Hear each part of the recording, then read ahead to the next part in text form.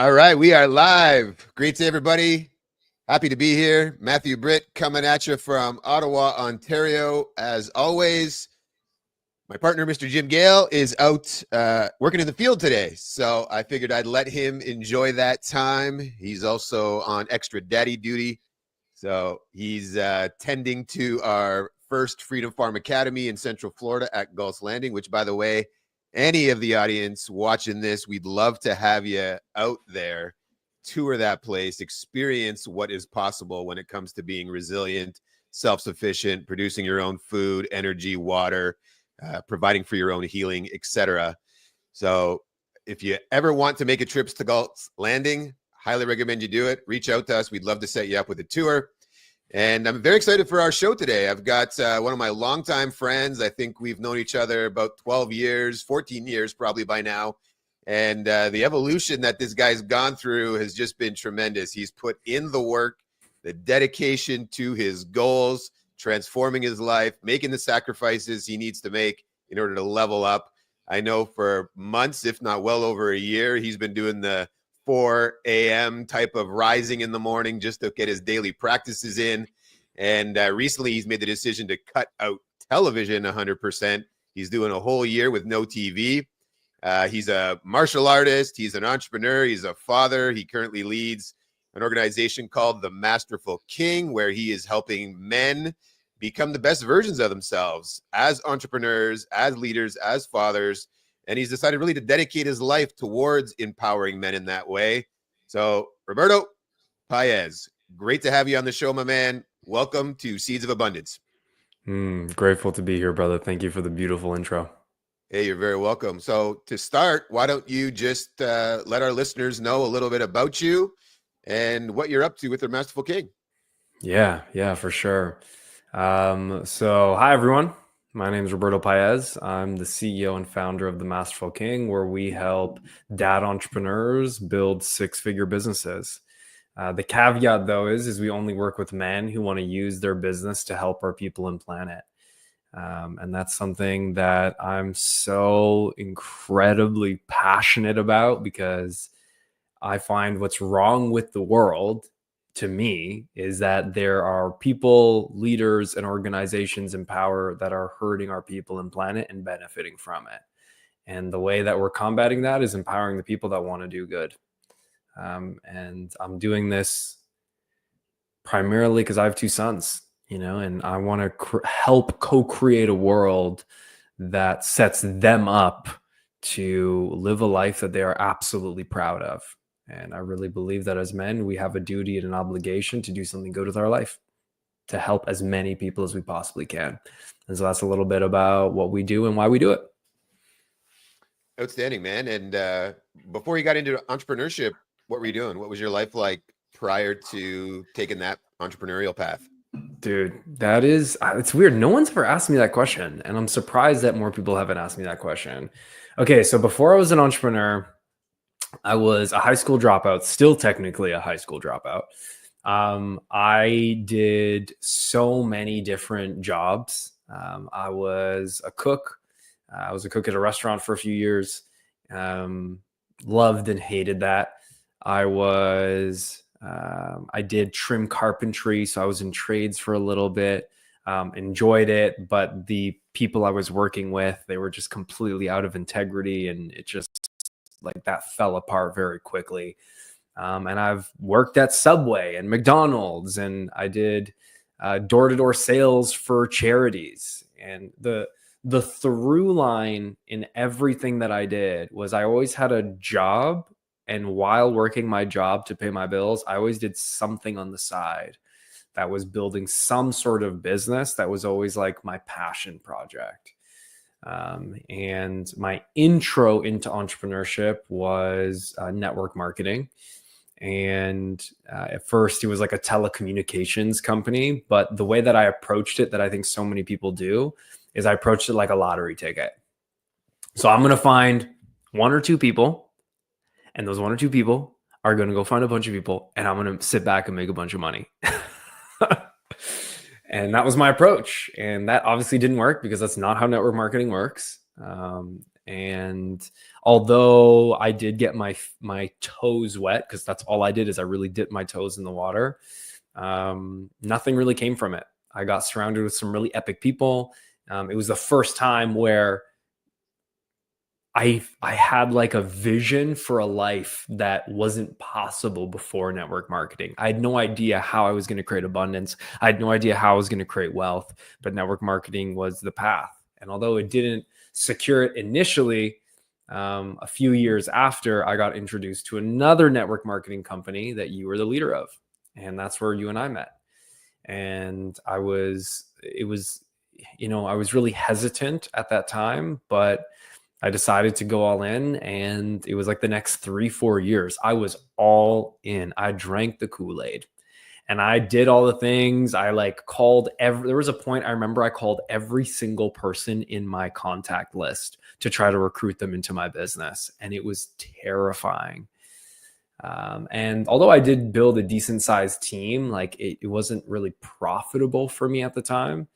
But the experience I received from that was just amazing. And again, in that time, I had all of these full-time jobs. I was a custodian for a school board, and everyone told me that I had made it. And like, you just got a pension. Congratulations, you're a custodian. And I was like, I hate this job. Like, this job sucks. And not to, and this is for me. I don't want to put down anyone who is in that work. That work is so important. And I'm so grateful for those of us who are able and willing and passionate to do that work. It just isn't for me.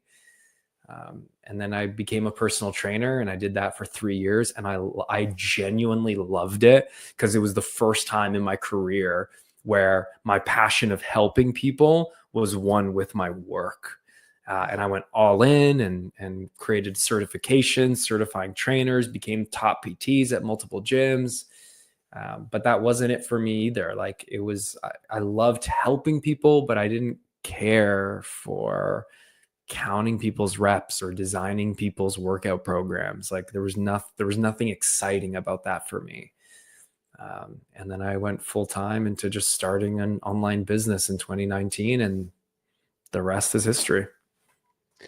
I would ask, what are some of your biggest lessons that you got from the world of network marketing? And then I'd also say, I imagine that part of the reason why the personal training kind of got old for you is you had your mind expanded when it comes to leverage.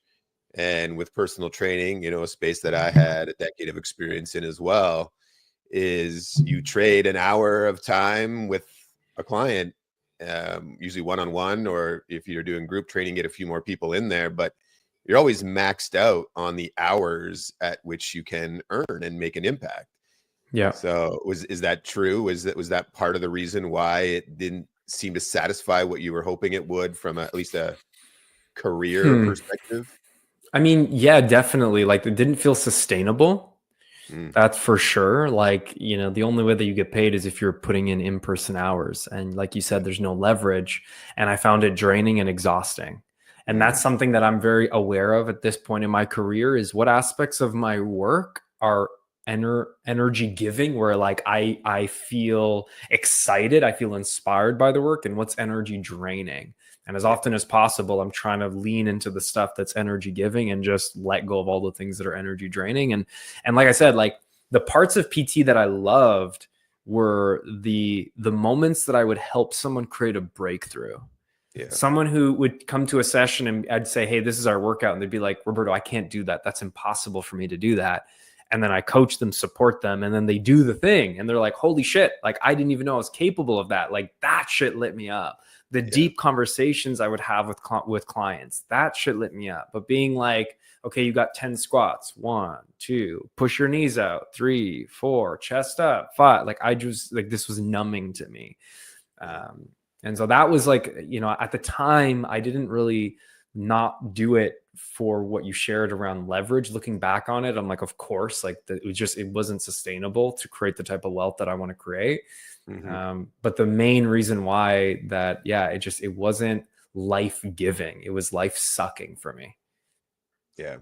And from the network marketing world, what are some of the biggest lessons you got there that really opened your mind and pushed you down the entrepreneurial path full time? Great question. Yeah, again, no one's ever asked me that before. I would say the biggest lesson is if you're serious, you got to go all in. There is no like to create real success as an entrepreneur, whether you are in network marketing or starting a business from scratch, you got to be all in. I call it the 10 out of 10 commitment. And when I was initially in network marketing, that first company I was a part of, I was not all in. Like I said, I had my toe in the water, and it was a thing that I talked about that made me feel good. But it was kind of like delusional. Because again, I treated it like a lottery ticket. I was like, yeah, this is something that I do, but I didn't really put in the work to build a business. And so, of course, nothing happened. Right. But then when I got into your team and I actually went all in, sure, like I didn't build the mega profitable business that I wanted, but I gained so much experience. Like because I went all in, it didn't matter to me that it was uncomfortable picking up the phone and calling people. I fucking picked up the phone and I called people. Yeah. Even though there were a lot of times I didn't believe in my leadership and my ability to build a team. I put myself out there and I actually built a team. We had a small little culture that we Yeah. loved and that we were growing and that we were all putting effort in. And that was such a cool experience. And all of and like we traveled to so many different places for all of these events and bringing our teams together. Like it was so fun and it was so valuable. And I got to meet some of the most impressive leaders in the space. Like the biggest lesson again is the only reason why I experienced any of that was because I went all in. I stopped dipping my toe in the water. I was like, if I'm going to do this, I'm going to do this right. I'm going to put myself out there and I'm going to be okay with being uncomfortable, which is what being all in is really all about. Yeah. And where did you learn that mentality of all in? Like I can tell you for me, it came from sports. Trying to be a professional athlete, you can't just half-ass it, right? You got to be dedicated every day you're showing up, whether you feel like it or not. Mm. And to excel in sports, just like in business, you have to take that time with the dedication, the consistency, the taking the lessons and improving, and then also realizing that it's not just I'm going to do it once and be good at it, right? It's the repetition over and over and over and over and over and over and over again. Where did that come from for you? I think it came from my dad. And there's a few different angles that I can speak to that on. There's the one angle where no matter what I did as a kid, my dad was always all in on being there for me. Yeah. And there were so many moments where like I was getting into so much trouble.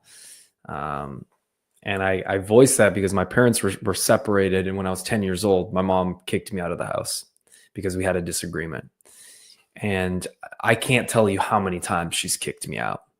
So here on one end of my life and family, I have this relationship with a parent where the moment that shit gets difficult, I'm pushed to the curb. And then with my other parent, with my dad, no matter how difficult things got, he was like, I'm all in. Like, I'm never going to give up on you. I'm never going to abandon you. This is what it means to be dedicated. This is what it means to be a dedicated leader and father. And so that's one end that he taught me that. The other end was I witnessed like this first network marketing company that I was a part of. It was really because of my dad's inspiration. And I saw him for years put in the work, years of showing up, years of putting in the work without seeing any immediate result. And it was so impressive. And he was so willing to support me. He was so willing to help me. He never wanted to force me. There were times he was annoyed because like he could see that I wasn't all in. He could see I was talking about being all in, but I wouldn't follow through on it. Yeah. And but that never stopped him from building. That never stopped him from having his hand out to be like, I'm here. Like, I'm not going to let you go. I'm not going to abandon you. I'm here to help you build this when you're ready. And whether or not you build this, I'm going to build this. And he built a fucking amazing team. And so it's funny. Again, another question no one's really ever asked me And it feels really cool to like give my dad some props and credit for that. And I'll give your dad some props and credit for you too, because I got to meet Alan many, many times. I've spent many hours with your dad. I've talked to him about multiple different things about business, about you. I've always saw just the sheer joy and look in his eyes being in the room with you as you're doing things you want to go after. And you could always feel that there was a I love you, son, no matter what you do. Any of your bad behavior stuff, although I may not be happy at the time about the behavior piece, I love you, son. I'm here for you. Yeah. And you could always feel that from him. And he is very proud of you. You can always see that joy on his face. You can hear it in his voice. Every time I have had conversations with him through you, it's always the same. So Thank I you. definitely admired that of that relationship and aspire to have something like that with my children as well. Thank you. Thank you. I'm going to make sure he watches this because this will poke at his heartstrings. That's for sure. Yeah, man, it's fantastic, and he definitely deserves credit for that. He's raised Yeah. raised a great man. Yeah. So diving into kind of where you're at now, you've gone through years of entrepreneurial ups and downs, the roller coaster, right? New relationships, ending relationships, keeping friends, losing friends, trying all these different things. What led you to create what you have now? What created the Masterful King and the drive in you to impact men and impact men in a way that brings them not only entrepreneurial success, but from what I can gather, it's about the whole life experience for them. Yep. What brought you there? What drove that fire inside of you to do this? Yeah. Yeah. So it's been a journey to get to this point. Um, so I'd have to start with in 2020, I was a coach for men, a new coach. I'd been a coach online. I quit my job as a personal trainer and I was building this brand new business, helping men. And although I had clients and I was getting some momentum, I was still struggling, not clear on how I was going to pay my rent, pay bills, feed my kid. But it was in 2020 where my partner, who's now my wife, she was also a coach, and we decided when the pandemic happened, we started to notice that our clients were complaining about similar things. Yeah. All the ones who were in relationships, now they're in lockdown, and all the shit that they'd been sweeping under the rug, it was coming to the surface. So we were paying attention to what our client said. So we're like, yo, let's create a relationship coaching program. And so we created something called Firestarter, and it took off. We got a bunch of people in it. People were loving it. Relationships were being transformed for the better. The feedback we kept getting is you need to keep running this and keep running this. So we did. And our business from one year to the other, it almost tripled. And it was the first time I'd ever seen that kind of success. I grew up poor, there were times growing up where my dinner was Nutella and crackers because that's all we freaking had. And so here I am with this new business and we have all of this money and I didn't really know what to do with it. And then it was at the end of that year where Amanda got pregnant, and it was intentional. We wanted to have a baby. And so she got pregnant. And so here I am now with a business that has taken off, but it took off with Amanda and I running it together. And now that she's pregnant, she doesn't want to run this business the same way. So I need to figure out, how do I shift our entire model so that I can run it myself and that she can focus on being a mom because that's what she wants to do. And so for the next, I think, year and a half, 2 years, I did everything I could to build this business. And Matt, nothing was working. Nothing. I would talk to mentors, coaches, and I'd say, hey, here's what I'm doing to grow. And it's not actually working. Like, we're going backwards. We're losing money. We were never really losing clients, but we weren't gaining any new clients. And every time I spoke to a mentor or a coach, they're like, well, you're doing all the right things, so just keep going. And the whole time while building it, I could feel there was something off in me. And I always knew that I had this vision of working with men. I always knew that I wanted to help empower men, but I had a relationship coaching program and that's what was paying the bills. So I didn't feel like it was the time to just completely pivot. And so then, obviously, Kaizen was born, our son, and, I was struggling. I was struggling for a while and it was annoying. It was annoying putting in all this work and it literally watching things go backwards. And I had this kind of breakdown moment with Amanda. We took some time off to go to a cottage and we're in a hot tub. And I'm back to the same spot that I had been not that long ago, where I was like, I don't know how I'm going to pay our rent. I don't know how I'm going to pay our bills. And it sucked, it sucked to be there again. And Amanda asked me a really smart question. She said, if we weren't running this business, if Fire Starter didn't exist, what would you do? And it was like, instantly I said, I would be helping men become the leaders their families and businesses need them to be. Mm-hmm. And as soon as I said that, I'm like, holy shit, like, this is so clear to me. Like, I need to start building this right now. Yeah. Because I'm of the mind that if you are trying to build something that is actually out of alignment for you, nothing you do is going to work. Even if it gets the monetary results that you want, it's not going to feel good and you're going to resent the money. Yep. Because it's not a reflection of who you actually want to be.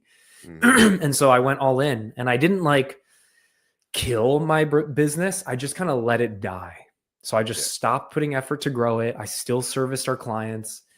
And then I just started building. So what I did to get clear on what it is that I actually wanted to do is I went deep into a solo psychedelic ceremony and I set an intention.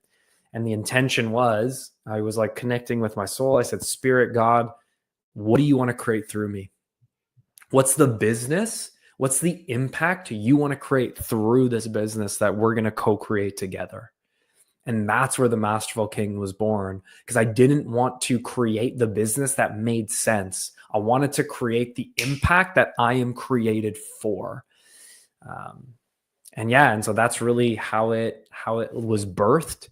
And it's been a journey, like it's, we're a year in, and the first few months were hard. The first few months were challenging. And I was literally talking to my team today. Every Friday we meet and we do like a review of the week. And so I was like showing them how much we had grown month after month after month. Because there were some months where I was like honest with the team where I'm like, yo, I don't even know how I'm going to pay you right now. And we pushed through it and got through it. And now we're in such a different place. And I'm just really proud of all of us, and honestly proud of past Roberto for fucking listening to the whisper and going all in and getting to where we are right now, so that's a bit of the journey. Beautiful, man. And, life is something that happens for us, especially if we're open to it. There's all kinds of signs that continue to show up along the way, people that come into your life, books that show up, opportunities that hit you. Yes. And it's about being ready and willing to receive at the right time, and also being ready and willing to say no, because there's easy distractions, right? When one of the things that you decided to do was cut out one of those big distractions was television. What's cutting TV out of your life been like? What's that meant for you? How much time have you reclaimed? And if someone else is looking to do something like that, what are some of the steps that you could, kind of share and inspire them to take that jump as well? Totally. Yeah. So the first thing I'll share is that I didn't start with that. When I first started becoming really disciplined, I started with just something really small. And it was a small commitment of waking up at 5 a.m. for 40 days straight. And to me, that was like a massive commitment at the time. Like that felt impossible, but I committed and I did it. And the logic for me was like, I can do anything for 40 days. And then from that point, I just, upped the ante and got rid of things that were more difficult. And so I did like a year without alcohol. And that for me is easy because I don't really drink alcohol anyways. And then the next year was a year with no cannabis. And that shit was really hard because I was smoking cannabis pretty much every day from the moment I was 15 till the time that I took a break.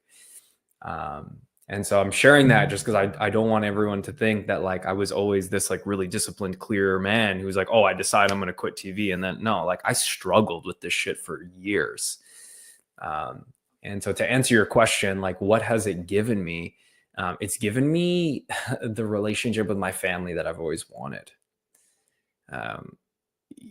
Like the biggest challenge I noticed was the only way I felt me and when I say my family, I'm talking about like with my wife and my kids, specifically with my kids. One of the only ways I would connect with my sons was if we sat in front of a TV and just watched something. And that's not really connecting. That's just being next to each other. Like, and I knew for a while that I needed to make this commitment and just take a break from it. But I was so afraid. I'm like, well, how am I going to connect with my kids then? Like, I'm afraid of them being so heartbroken and less Kaizen, who's now 2, but more my 9-year-old Jordan. And so I'd been avoiding making this decision because I was afraid that this was going to break his heart. And so, but when I made the decision, the irony is I told him and I was like, hey, Jordan, I'm going to take a year off TV. And he's like, cool. Like he really didn't care at all. And since then, because we're not sitting in front of a TV, we play all the time. I laugh every day. Let me be more honest. Most days I laugh with my family more than I feel like I ever have. We're playing, we're laughing, we're connecting. One of the things that was born from this actually was what I call a Fusion Father-Son Day, where every 3 months I'll have an entire day with just one of my sons. And there are 3 rules. They get the final say on what we do. We have minimal screens, and we end the day in nature having a conversation. And Jordan and I, Kaizen's a little too young for it. I'm going to start doing it with him when he's 3. But Jordan and I have done this multiple times this year, and it's hands down been one of the most beautiful things I've ever done with him. Like it's something we look forward to. Every time is different. We've just done so many fun things. And yeah, like that's been the greatest gift that this has given me. And so to anyone who's considering making a version of this commitment themselves, and we talk a lot about this in the Masterful King, because when men come into my community, one of the first things we work on is we need to get rid of the distractions. Success, especially at first, and I think it continues to be, but success is less about what you add into your life. And I think it's more about what do you say no to? What do you let go of that's holding you back? Right. And the more that you let go of the things that are holding you back, the more you create space and room to actually create the success you say that you want. So for anyone who's struggling I would say start with one thing and start small. Choose one thing that you know you can commit to and make sure you give yourself a time frame. Don't just say, I'm going to quit this thing forever. Give yourself a time frame. And the reason why is because if you're climbing a mountain and you can never see the peak, that's kind of disheartening to keep going. And I mean, that's kind of what entrepreneurship is, but it's still hard. But when you know there's a peak and you see that it's not that far, it makes it easier to continue up the mountain, So I say choose minimum 30 days, 30 to 90 days is great. And then the last thing I'll add to this, and this is like kind of the secret sauce to integrating any habit or letting go of a habit, at least in our community, and it works every time when you do it right. And I call it the insurance policy. And the insurance policy is you create a commitment, you set a time frame for that commitment, and then you create a reward and a consequence. So the reward is, what are you going to do to reward yourself when you successfully follow through on your commitment? And it needs to be something that you genuinely want to do. And it has nothing to do with personal growth. It has nothing to do with personal development. It has nothing to do with work. It's something that is just selfishly for you. It could be going to the spa. It could be getting a massage. It could be anything, but something that's for you. But then the other piece that's I find even more powerful is the consequence. So it's you set a consequence that anytime you break your commitment, you need to enforce the consequence. But the thing that's tricky about the consequence is it needs to be something that you really don't want to do, but you will do if you break your word on yourself. Okay, so here's an example. I had a client who was a big gamer, and they wanted to quit. I think it was porn or cannabis or something like that. And they had a $3,000 gaming mouse. Okay. And he said to me, he's like, if I break my commitment once, then I'm going to he said, I'm going to sell my gaming mouse. And I said, no. Here's what we're going to do is if you break your commitment even once, you're going to give me the gaming mouse and I'm going to donate it to Salvation Army. And he cringed. And that's how I knew it was a good consequence. Yeah. Right? Because he's like, oh, I really don't want to do that. And when you're in my world, we're going to hold you to your commitments. We're going to make them happen. Right. Yeah. And so that's just an example is you make the consequence so painful that honoring your commitment is easier than breaking it. And so if you start small, make a commitment, implement an insurance policy, you will follow through on your commitments moving forward. Yeah. Dynamite. Am I frozen on your side? You are. Okay. But we got your good side though. Hopefully you got my good side. All right. Yeah. Some reason we're frozen, but that's okay. We can still hear each other's voice and hopefully things sort themselves out. And, the theory around the reward and the consequence is inspiration and also, the fear or the punishment, and it's extremely effective. Yep.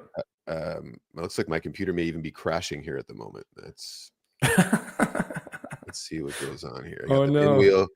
I got the pinwheel going. I got everything is just dropped off my screen. I still hear you. And there okay. Oh, there we are. Oh, and we're back. Yeah. Cool. So diving now into men, you've been working with men for a significant amount of time, both personal training, relationship coaching, Masterful King. What are some of the common things you're seeing today in men that are not only holding them back in achievement of what they really want, but where they maybe self-sabotage or things they're looking for that aren't appearing in their life to give them the things they really, really want?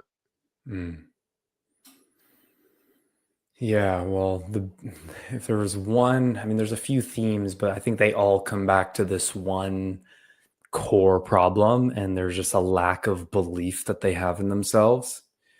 And because of this lack of belief, they don't put themselves out there in the capacity that they need to and want to.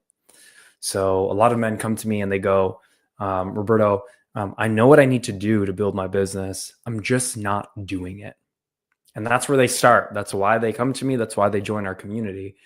And when we dig deeper, the reason why they don't start is because here's the thing. If you don't believe you can have something, you won't even go after it. Yeah.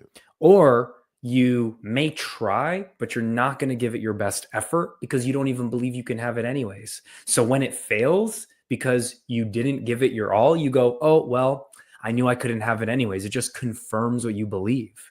Yeah. And that's one of the biggest things that I see men in my community. That's what I'm really there to help them break through.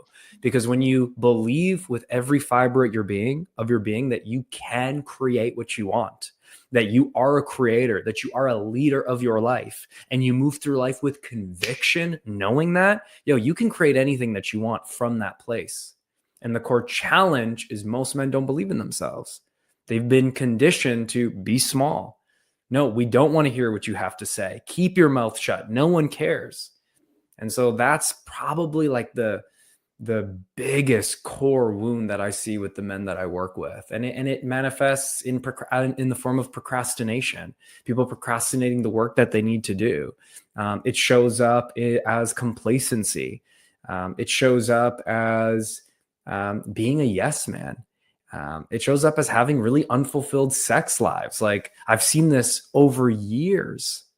And the solution to that is to learn how to actually become someone that you are proud of, where you look in the mirror and feel like you hit the jackpot that you get to be you.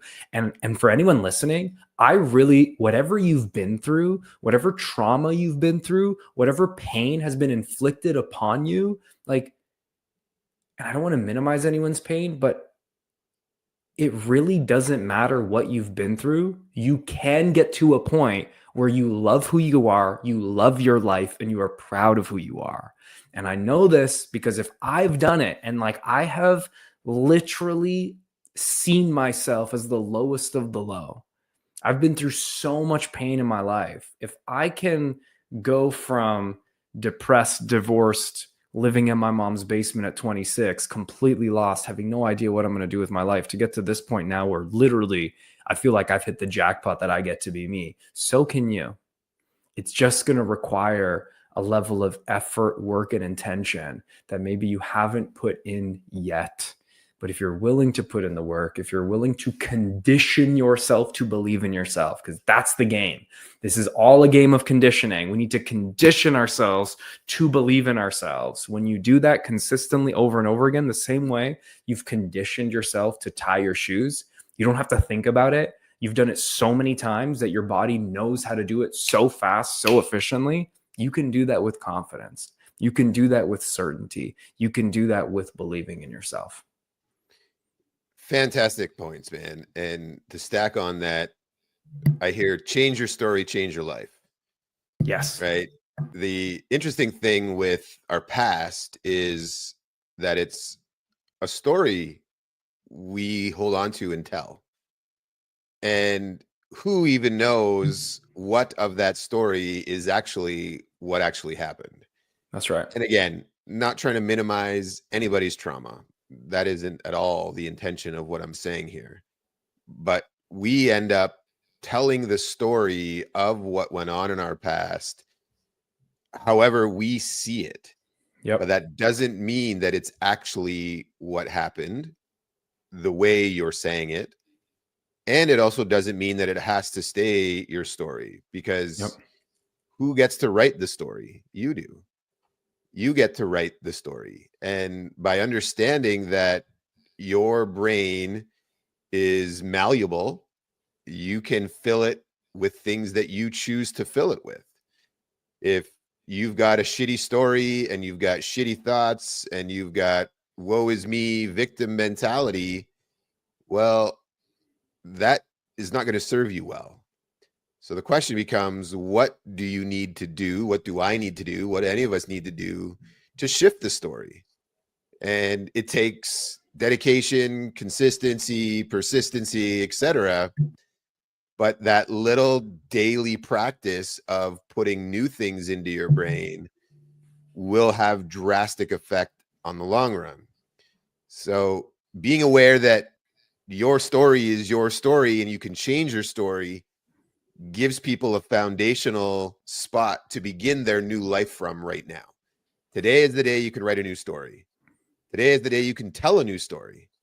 What if you just changed the story about your past and just said something different? And even if it wasn't all true in what you saw, but you just started saying it differently, what would that do for your future self? You know, what are your thoughts on that? Dude, it makes me think of a really powerful quote I heard from Kerwin Ray. And he says, tell yourself better lies, because, you know, most people have conditioned themselves to believe they're not enough, they're unlovable, they're worthless. But the truth is that's actually not true. That's actually a lie. But you've just told yourself that lie with so much conviction and consistency that you believe it to be true, that now when you start to tell yourself, I'm worthy and I'm powerful, I'm a leader, whatever, that actually feels like a lie, when actually that's the truth. Yeah. Which means that all we need to do is begin to tell ourselves this new story with enough conviction and consistency over the course of our life that eventually we'll believe it to be true. And I've seen this in my life. I see this in my clients' lives because we work on this a lot. Like I really believe that the key to business mastery is inner mastery, right? Like the obstacle is never out there. It's what we believe about the obstacle and we believe about ourselves. That's what comes up. And that ends up being the real obstacle. And the piece that you talked about, your past, it's like, I would just add that it's not even our past that's the problem. It's our perception of our past.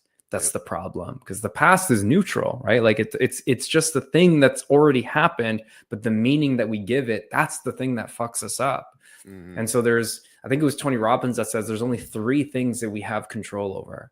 And these 3 things will determine the quality of your life, regardless of what you've been through. The first one is what you focus on. You can choose what you focus on. And if all you're focused on is dread and misery and pain, that's all you're going to continue to create in your life. Yeah. But if you choose to focus on abundance, on love, on prosperity, on possibility, on potential, which Matt, you're masterful at, no matter what is going on in your life, I ask you how you're doing. You're like, I'm fantastic. I'm excellent. This is consistently what you speak every single time for years. If that's who you are, that's how you are. So the first thing we have control over is our focus. The second thing we have control over is the meaning that things have. We determine that. If your past means, if how you view your past means that you're going to live a miserable life, you get to be true. Sorry, that gets to be true and you get to be right. Right. But if we, like for instance, for me, like getting kicked out at 10 years old, that was the meaning I had attached to that, was that I can't be myself. That was the meaning that I had. So for so long, I wore this mask, and that led to so much pain in my life. Getting in relationships that weren't true to me, allowing people to walk all over me. I was a people pleaser for so long. Whereas now, the meaning that I've derived from that is I understand how important it is to be an advocate for truth. And I'm going to stand up for myself to be as authentic as humanly possible. And I'm going to teach everyone I can to be as authentic as humanly possible for them. Because to me, that's actually the path to wealth. Because you can have a fuck ton of money, and that does not mean that you are wealthy. To me, wealth is when you're able to do what you want, when you want, with who you want, how you want, where you get to live a life that is unique to you, that is in complete alignment with who you are. That's wealth to me. And we can't really do that unless we're being authentic to ourselves, right? And so the second thing we have control over is the meaning that things have. And the third one is our decisions, our choices, our actions. And if we become very intentional about these 3 things, what we focus on, the meaning things have, and what we do, we set ourselves up to live a really epic life. Yeah. I'd add one more to that. That's the conversation you have with yourself. And the reason why I say that would fit well in there, and I'm no better than Tony Robbins at all. Actually, as a matter of fact, we could say he's significantly further along in this success and impacting other people's life than I am. So maybe he did not overlook this and he intentionally left it out. But to me, the conversations you have with yourself are the most important conversations you ever have. What is it that you say, or do you let that little voice in your head just run wild? Does it control you, or do you control it? Yeah. And for me, I control it. I choose that conversation. And I have found over the years, the more I have been intentional about what I say to myself, the better everything has got around me. Yeah. And it's why I always say, I'm doing fantastic. Even if I'm having a challenge to deal with, it doesn't mean that I'm no longer that fantastic Matthew. It just means I've got a challenge that I've got to work through. Yeah. And life is full of ups and downs and twists and turns and good and bad and all the stuff. But what I have chose to do, and I think I've become excellent at this, is stay off the emotional roller coaster. And what I mean by that is, you see a lot of people who don't achieve things they want. They go high highs, low lows, and they're kind of up and down, up and down, up and down on that. And it's not determined by them. It's most often determined by what's going on around them. Totally. And the experience that they're living at that time. where I chose to get off that emotional roller coaster. I don't let other people dictate how I feel, right? I've learned that what other people think of me is none of my business. I don't care. That's them. I have my own beliefs. And then from there, I'm able to also just get off of, if they're high, I don't get too high with them. If they're down, I don't get low with them. I work to bring them back up. And if they're too high, I don't work to bring them down from that place, but I just don't go way up there with them per se. I'll be happy and celebrate and blah, hugs and all the stuff. But I try to stay much more even keel, because if you're on the roller coaster of not only your emotions, but other people's emotions, it's just going to be continually a drain on you. You talked earlier about how some people will, steal, they'll take energy from you. They're energy vampires. Cut those people out. I've done that. You've done that. I would say every very successful person that both you or I know have done the same thing. Yeah. And the way I always describe it to Kayla is, we got a bubble of joy. Keep our bubble of joy. No one can impact it. They just bounce off the bubble. And you got to put that on. Or another way we used to say it too in the network marketing days, 10 feet tall and bulletproof. Whatever comes at you, you got it. You can handle it. You've made it this far. And lastly on that, so many things can seem like a big deal, but they're only as big of a deal as you make it. Yeah. Right. You can choose to make things as big of a deal as you want or as little of a deal as you want. And it could be something huge, but you can still not need to be like, it can be a big problem, right? You had a big problem over here. How big is it really? Like, what's it really going to be like if you just deal with it and get it over with? Yeah. You'll get through it. You're tough. You got to be tough. You can also be caring and loving and have huge heart and deal with other emotions and help people through their challenging times. But it's all, again, boiling back to that belief you have in yourself. And when I asked you that question earlier, I didn't know what you were going to say, but the thing that came in my head was exactly what you did say. Belief. Totally. Belief is why people don't go after what they want. They don't get what they want. They stay stuck. And the three things you identified from Tony Robbins, and I think if possible, stack in that third or fourth. What is that conversation you have with yourself? It's the most important conversation. You are the person you're going to talk to the most in your life. You will talk with nobody else more than you'll talk with yourself. So what are you saying? Choose wisely. And then choose wisely on what you let in around you, the people you let in, the movies you watch, the TV, the music, right? If you're listening to gangster rap and they're talking about killing people and whatever, that's negativity hitting your brain unconsciously. You may like the beat, you may like the lyrics this guy spits, whatever, but just know what is being said is impacting you subconsciously. Yes. So be wise about that stuff. Yes. And I can point it at myself. I'm a heavy metal fan. I love it. Huge. But I have chose a certain genre inside the heavy metal world where I'm selective about the lyrics that these people talk about. Totally. So, you got to have that fortress around your mind and around you, that you only let in things that serve well, and you do a great job of keeping the others out. Have great conversations with yourself, change your belief system, work on how you deal with other people's emotions, etc. And combining all those three plus the one I added, I think it's a simple path to greatness for yourself. Dude, I cannot agree more. Protect your space.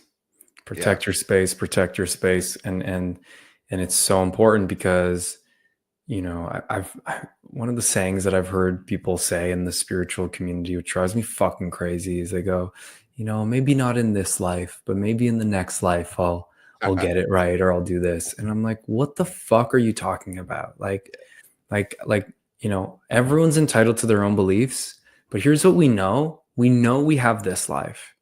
And no matter what anyone believes, we have no idea what happens next. We really don't. Yep. And Nope. you're telling me you're gonna like take a chance on this? Like you're gonna just choose to be complacent, choose to like be a victim? Like that just makes no sense to me, you know? And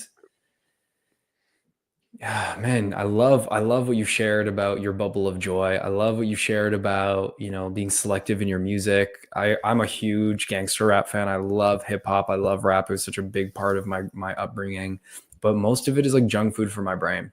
Yeah. And so over the years, I've created a playlist called the Legendary Playlist. It has like 30 something hours of just like epic music that's all positive and empowering. And it's mostly Yes. hip hop, but with a bunch of different genres. I'll send it to you, Matt. I feel like you'll really appreciate it and really like it. And that's the kind of shit we listen to. Yeah. And Great. even in the Masterful King, like when people join, like I said, the first thing we look at are what are all the things we need to let go of. And Yep. everyone starts with what I call the 30-day reset. And it's no social media scrolling, it's no porn, no caffeine, no sugar, a complete subliminal detox. So no TV, no movies, no music with lyrics. And it is challenging. Like it's really challenging. But it's only challenging for the first 10 days. Yeah. You know, once you get through those first 10 days, it becomes easy. And every single one of our clients says the same thing. They say, holy shit, that felt like hell at first, but now I feel so clear. Yeah. I feel so confident. I feel so connected. By the time you get to day 30, there's this like king confidence is what I like to call it. Because what you end up when you remove the distractions and you remove all the shit that's actually keeping you addicted to what's familiar, keeping you addicted to the way you've viewed yourself in the world, when you let go of those things, what you discover is really who you are. And who you're meant to be, and you experience such a deeper strength that you did not know was there. And so I invite anyone, like, do your own detox, you know, get rid of all the shit that's holding you back. I know it's hard, and I know it's scary, and I know it's daunting, and I know it seems impossible, but it's actually not as hard as you think. You just need to, the hardest part is committing and then starting. Yeah. And again, piggybacking on that, fucking life is hard. Totally. It's Right? okay. It's hard to be broke. It's hard to not go after your dreams and stay stagnant. None of that is easy. It's also hard to be wealthy, and it's hard to be constantly happy and all of that stuff. But which hard do you want? I personally would much rather have the hard, happy, healthy, wealthy, success-driven bubble of joy life than the hard, miserable, sad, struggling life, right? And you get to choose your hard. It's going to be hard either way. Totally. Go after the hard that actually gives you what you want, instead of the hard that makes you suffer in a pool of your own shit that you drag around behind you everywhere you go, that nobody else wants to be a part of. Yeah. Yeah. Right? It's success is simple, and it's also relates to everything in life.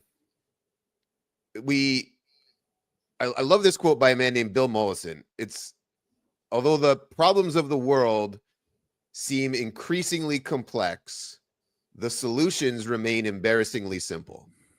Wow. And that guy was so brilliant saying that, because it is actual truth. Yeah. We make things complicated, but the solutions are very simple. You want to change your life, start changing your life. That's Small incremental changes over time. You know, Jim Rohn said it best. The same wind blows on us all. What matters is the set of your sail. Wow. Set a better fucking sail. You want things to change. It's up to you. It's not up to Roberto. It's not up to me. It's not up to your wife or your husband or your kids or your parents. Anybody. It's up to you.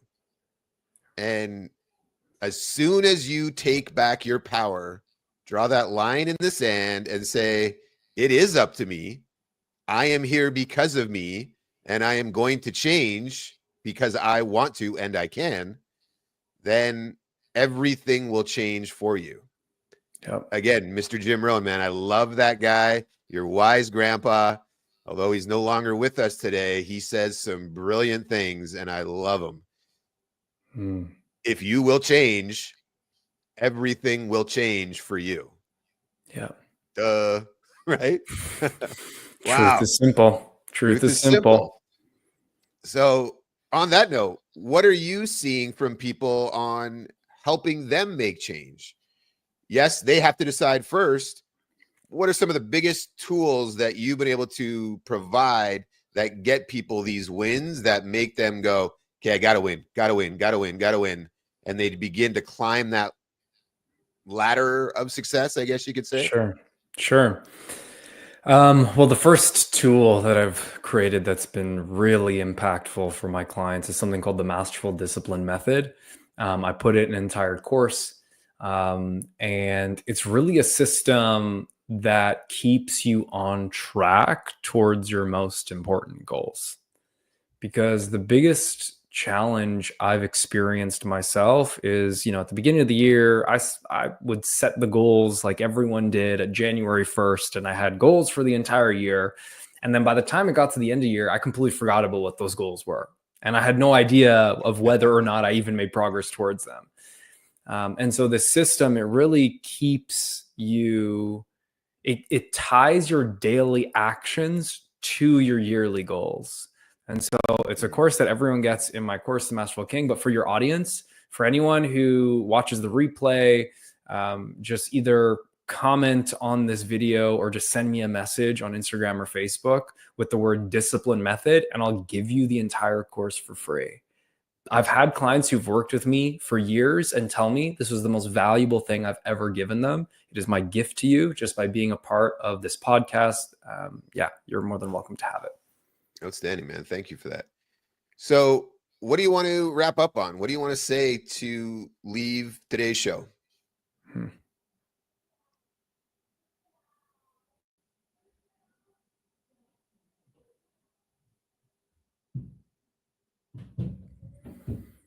No matter how difficult things are for you, no matter how impossible things may seem, no matter how challenging the change you want to create is, I just really encourage you to come back to the belief that you got this. Because to me, that's the only belief that is helpful or matters in those moments. I remember talking to a mentor, and he said to me, the core of all fear is that whatever our worst case scenario, if that happened, if my partner left me, or if I didn't have money to pay the rent, or whatever our worst case scenario fear is, if that thing happened, it all comes back to this one belief, and it's that I can't handle it. If the worst case scenario happens, I won't be able to handle it. That's the core of all fear.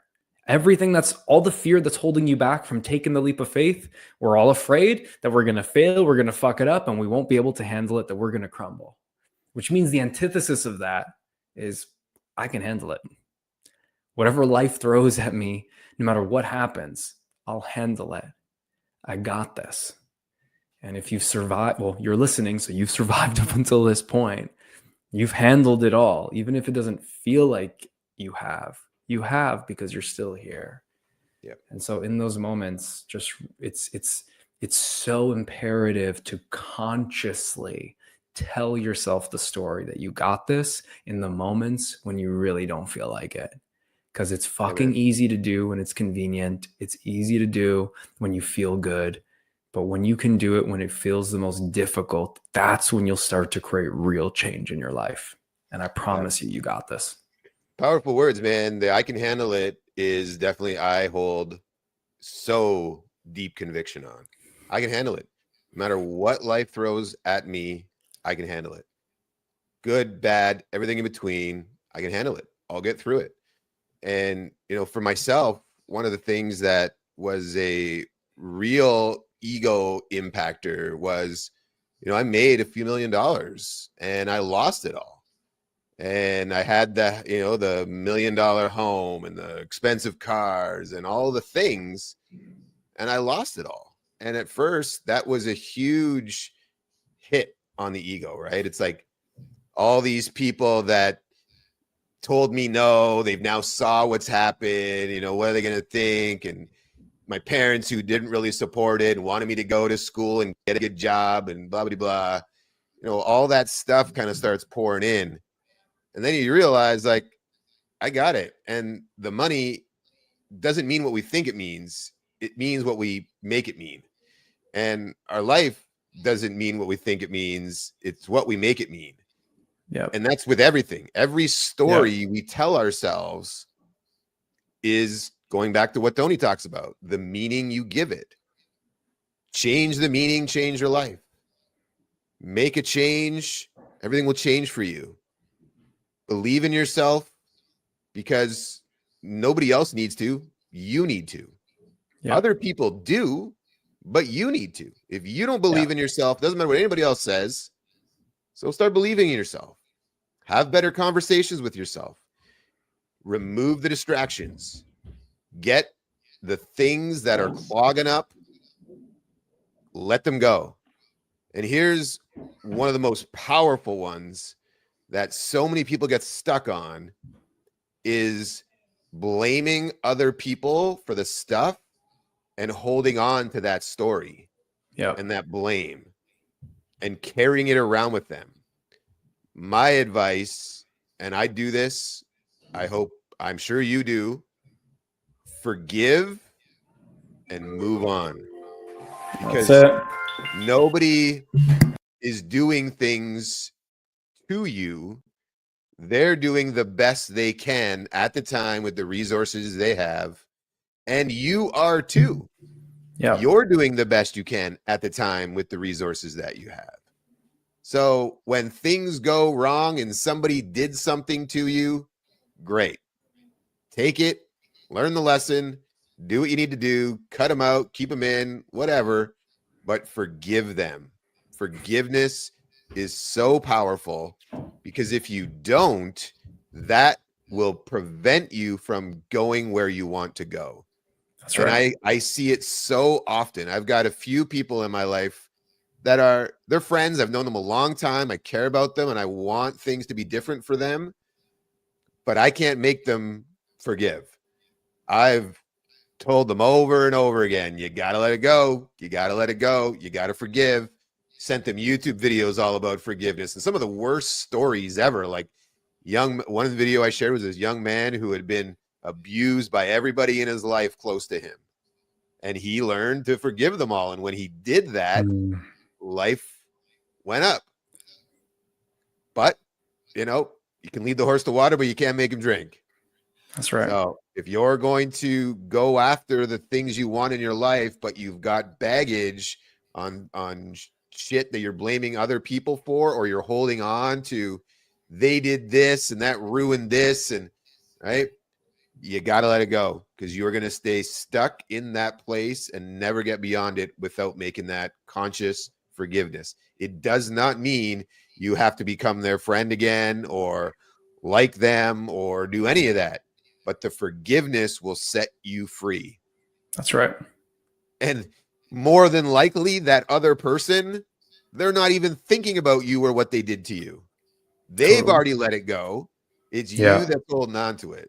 So, man, I know I asked you to share kind of the closing thoughts, and then I jumped in and talked a bunch more. So based on what I've said, I'm going to let you share one last time any new inspiring closing thoughts you have, and then also let everybody know where they can find you, and we'll wrap up this excellent show. Beautiful. Thank you. Yeah. The only thing I want to add is, like, refusing to forgive is like drinking poison and expecting the other person to die. Yeah. Refusing to forgive is like driving a car and staring in the rear view mirror because you're stuck in the past. Yep.